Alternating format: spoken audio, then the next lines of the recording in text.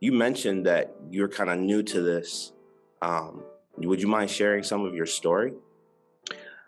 Yeah, so I was baptized in 2019, late 2019, in Texas.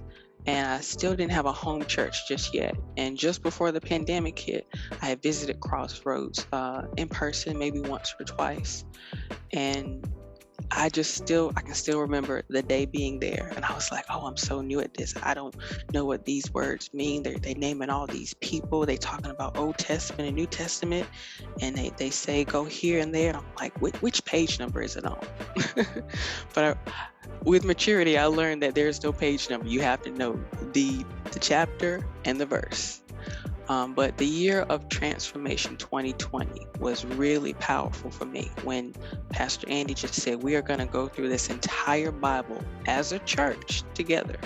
I don't know how some people saw it. Maybe they saw it as a long homework assignment for 12 months, but I was just so excited. I was like, yes, I can do this with other people.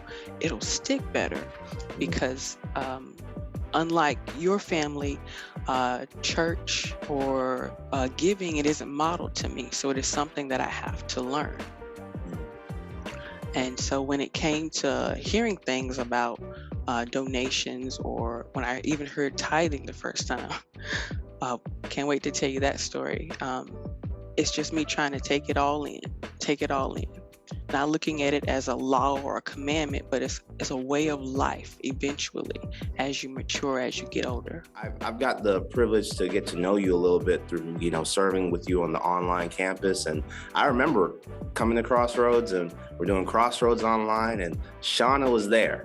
Shauna was in the comments. Shauna was on the Zoom calls whenever we had a little virtual hallway. A virtual hallway.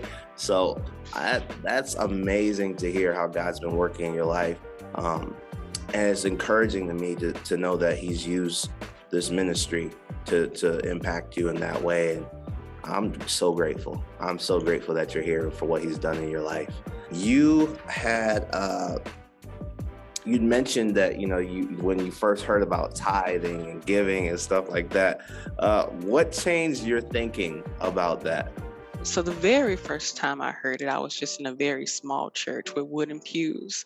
Mhm. And the way I heard it was you give this percent from your gross and you automatically schedule it to go here. And I just almost fell on the floor. I'm going to do what? And I'm going to do it on a regular basis, and I'm going to be happy about it. So I didn't want to make a scene. I didn't want to question the pastor. So it was a very young mother, a young single mother, that took me out to lunch after the service. And she explained to me, she said, you shouldn't feel forced or pressured to do this. Eventually, this will be something you want to do because it'll come from your heart. If you love something, you give to it. And that made sense. But I was so new, so young in it. I just saw it as, I need to add this to my checklist of bills. It's not going to be at the top like a first fruit. It'll be in there in the section somewhere. I'll add it in. It'll work itself out. And as sincere and as sweet as it was, and that she explained it to me that way, it still wasn't catching on for me. But later on, as we were going through the Bible, and I started building this relationship, not religion, with God, how can I not give to this? Something that feed what feeds you, reciprocity, and just learning. It took some growing. Yeah. And I like to do it. I actually like to do it. I wish I was a millionaire. I would give so much. Hey, look, I feel that. Well, throughout this process, I'm imagining there was quite a bit of Bible learning that you went through. What were some of your go-to scriptures? 2 Samuel 24:24. King David is building an altar and he needs supplies for the threshing floor. And the man said, oh, King, I'll give it to you for free. He was like, no, I will not offer up anything to my God that didn't cost me something. So if somebody gives you something for free and you just give it to somebody else, it's not a gift. It's not a sacrificial offering. It has to cost you something. And that's just him keeping the covenant. Yeah. That's awesome. That's convicting. Did it cost you something? It's not a sacrifice if it didn't cost you something. And if I had to say anything in closing, reach 21 last year. The C was for craft your story.